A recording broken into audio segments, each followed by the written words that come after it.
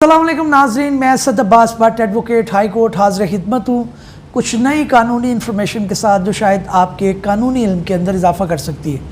नाज़रीन, आज अगेन हम कुछ जो है वो प्रोसीजर डिस्कस करेंगे कि अगर आप मुल्क से बाहर हैं और आप एक ख़ातून हैं तो आपने अपनी डिवोर्स जो है वो किस तरह से अफेक्टिव करनी है, और अगर आप जो है वो मेल हैं तो उसका मैं अलग से वीलॉग बनाऊँगा। आज सिर्फ़ और सिर्फ हम एक ऐसी ख़ातून की बात करेंगे, ऐसी लड़की की बात करेंगे, ऐसी फ़ीमेल की बात करेंगे जो पाकिस्तान से बाहर है और पाकिस्तान के अंदर आए बग़ैर वो खुला लेना चाहती है, अपनी शादी को टर्मिनेट करना चाहती है। क्योंकि बहुत सारी जो है वो ख़वातीन जो हैं उनके मसाइल यही है कि वो जॉब कर रही हैं, कोई दुबई में है, कोई अमेरिका में है, कोई ऑस्ट्रेलिया में है, कोई कनाडा में है, तो उनके लिए ये पॉसिबल नहीं होता कि वो 5-6 माह यहाँ पे स्टे करें, अपना खुला अप्लाई करें, उसके बाद जो है वो यूनियन काउंसिल से डिवोर्स सर्टिफिकेट लें, उसके बाद जो है वो फ़ॉरेन ऑफिस से उसको जो है ऑथराइज़ कराएं या टेस्ट करवाएं और तब जाके वो अपना करें। और इस प्रोसीजर के अंदर ज़ाहिर है 5-6 माह जो है वो आपके लग जाते हैं। तो उस सूरत के अंदर आपको क्या करना है कि आपने आज जो है मैं स्टेप बाय स्टेप बताने की कोशिश करूँगा। इसके मुतालिक पहले भी मेरी वीडियोस मौजूद हैं, लेकिन आज मैं इसके अंदर डिटेल बात करूँगा।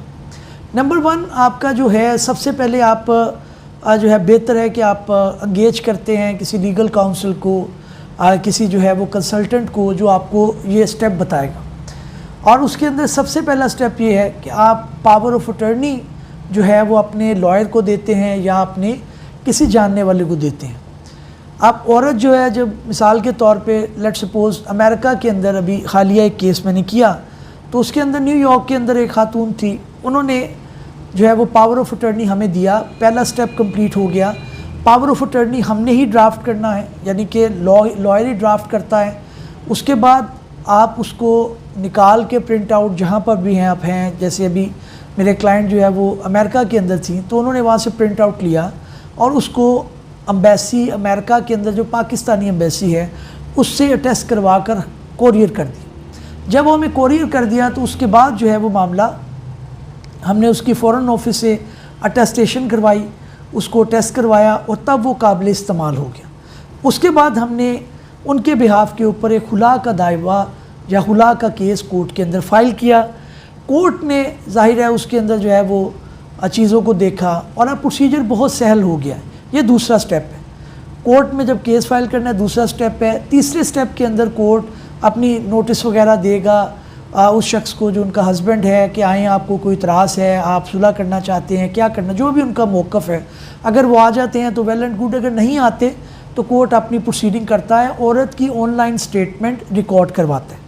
बड़े शहरों के अंदर अब ये पॉसिबल है, लाहौर के अंदर ये हम करवा रहे हैं कि इसके अंदर ऑनलाइन कोर्ट के अंदर स्काइप के या फिर व्हाट्सएप के ज़रिए, स्काइप के अंदर क्योंकि स्काइप के अंदर रिकॉर्डिंग भी होती है, उनकी CD भी बन के उनके केस के साथ लग जाती है। तो वो जो खातून है वो अपनी देती हैं स्टेटमेंट कि जी मैं इस निकाह को या इस शादी को कायम नहीं रखना चाहती, और उसके बाद कोर्ट उनके जो है वो अलाउ कर देता है कि जनाब आपका जो है वो दावा डिग्री हो गया। अब यहाँ तक डिग्री होने के बाद उसके अंदर चौथा स्टेप ये आता है कि आप उसको सबमिट करते हैं एज ए अटर्नी, जो आपने दिया होता है अपने किसी शख्स को या लॉयर को, वो फ़ाइल करते हैं in the concern union council कि जनाब इनका जो है वो निकाह ख़त्म हो गया है, कोर्ट ने एक डिग्री कर दिया खुला की, लिहाजा आप इनको एक सर्टिफिकेट जारी करें। अब यहाँ पर जो टाइम लगता है वो 90 डेज़ का टाइम लीगल रिक्वायरमेंट है जो आपको पूरा करना होता है। 90 डेज़ का टाइम पूरा करेंगे इद्दत का। उसके बाद वो तब से स्टार्ट होगा जब डिग्री जो है वो यूनियन काउंसिल को जाएगी। अब डिग्री जब चली गई यूनियन काउंसिल को तो उसके बाद जो है वो इशू कर देते हैं आपको एक सर्टिफिकेट, जिसे आप जो है वो डिवोर्स सर्टिफिकेट कहते हैं। वो जो है वो आपका कंप्यूटराइज होता है, जैसे आपका मैरिज सर्टिफिकेट होता है। अब यहाँ पर जो है वो चौथा स्टेप भी कंप्लीट हो गया। 5वां स्टेप ये होता है कि आपकी लॉयर या लीगल टीम जो है उसको अटेस्ट करवाती हैं from the foreign office. Foreign office से अटेस्ट होने के बाद वो ज़ाहिर है आप जाते हैं, वहाँ पे टाइम लेते हैं, उसके अंदर 2-3 डेट्स पड़ती हैं, वो वेरीफाई करवाते हैं कि जनाब ये ठीक है, जो भी अपनी उन्होंने प्रोसीजर करना है फ़ॉरेन ऑफिस ने करके उसको टेस्ट करवा दिया, और उसके ऊपर फिर वो अपनी एक स्टैम्प लगाते हैं और एक अपना बार कोड लगाते हैं कि दुनिया में कहीं से भी अगर अटेस्ट करना हो कि ये डिवोर्स सर्टिफिकेट सही है तो उसको चेक किया जा सकता है। तो ये प्रोसीजर कंप्लीट होता है। उसके बाद जो है वो आखिरी प्रोसीजर होता है कि जो भी आपकी लीगल टीम है, जैसे हम भेज देते हैं बाहर, और फिर वो उनके रिसीविंग हो जाती है, उनके इस्तेमाल में आ जाता है, और वो कहीं भी अप्लाई करना चाहें तो वो दुनिया में बैठकर इसको साबित कर सकती हैं कि ये एक वैलिड है। अब इसके अंदर 2-3 सवालात जो हैं वो बड़े इंपॉर्टेंट आ रहे हैं। एक तो ये है कि आपको जो है वो पावर ऑफ अटर्नी जब देना है तो उसके अंदर आपने सारी अथॉरिटी देनी है। वो जाहिर है लीगल वो ड्राफ्ट करेंगे, उसके अंदर ये ना हो कि आपका डिवोर्स हो जाए, खुला का हो जाए, तो अटेस्टेशन का मसला रह जाए, तो अटेस्टेशन भी उसके अंदर शामिल होनी चाहिए। दूसरी उसके अंदर बात ये है कि इधर फ्रॉड जो है वो बहुत ज़्यादा होते हैं कि लॉयर तो नहीं, लेकिन जाहिर है कुछ लोग दूसरे भी काम करते हैं, वो आपको वैसे ही बना के दे देते हैं कि जी आपकी डिवोर्स होगी। अब आप जब उधर निकाह करती हैं तो पता लगता है कि यहाँ पर FIR कट गई, क्योंकि एक औरत 2 निकाह नहीं कर सकती। तो जैसे ही पता लगता है उसने निकाह किया है, उसकी FIR कट जाती है, क्योंकि पीछे आपका डिवोर्स का जो प्रोसीजर है वो मुकम्मल नहीं हुआ होता।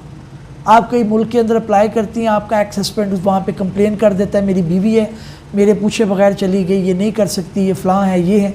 तो इस तरह की जो सारी जो आपने डिफ़िकल्टीज़ और प्रॉब्लम से बचने के लिए आप इसका लीगल प्रोसीजर अडॉप्ट करें, प्रॉपर प्रोसीजर अडॉप्ट करें, और उसके अंदर आप वेरिफिकेशन रखें। कोई भी लीगल टीम हो, कोई भी कंसल्टेंट हो, आप उनसे बार कोड मांगे कि जनाब ये टेस्ट करवा के आप बार कोड देंगे, तब इसके अंदर प्रोसीजर होगा। ये 5 से 6 माह में प्रोसीजर चलता है। मुझे अभी ये खातून की कॉल आई, उन्होंने कहा जी 15 दिन के अंदर उन्होंने मुझे बना के दे दिए। तो बड़ी अच्छी बात है, लेकिन वो जाली है, वो गलत है, वो कल को पकड़ा जाएगा। FIR उस कंसल्टेंट पे नहीं होगी बल्कि उस खातून पे होगी कि आपने 2 नंबरी से ये बनाया है। तो बेहतर है कि कानूनी तरीके से आफ्टर प्रॉपर कंसल्टेंसी अपनी तसल्ली से करके जो है फिर उस पर करें, ताकि आपको कोई इसके अंदर प्रॉब्लम ना आए। उम्मीद है हमारी ये काविश आपको पसंद आई होगी। नए व्लॉग में मिलते हैं। अल्लाह हाफ़िज़।